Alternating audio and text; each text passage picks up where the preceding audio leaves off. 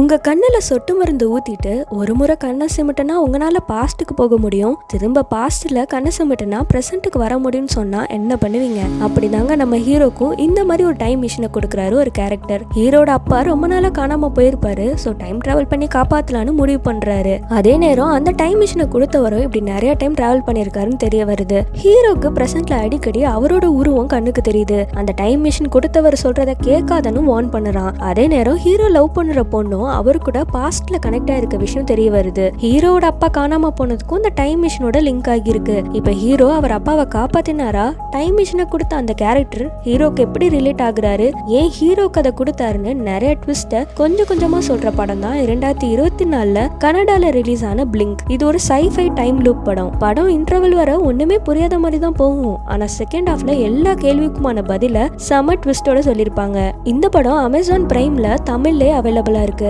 Hollywood லெவலுக்கு நம்மளை confuse பண்ணுற ஒரு நல்ல டைம் லூப் படம் தான் இது. இந்த மாதிரி நல்ல அண்டர்ரேட்டடான மூவிஸ் பத்தி தெரிஞ்சுக்க வீடியோக்கு லைக் பண்ணிட்டு சப்ஸ்கிரைப் பண்ணிடுங்க. வேற எந்த ஜான்ரால சஜஷன்ஸ் வேணும்னு கமெண்ட் பண்ணுங்க. டாடா.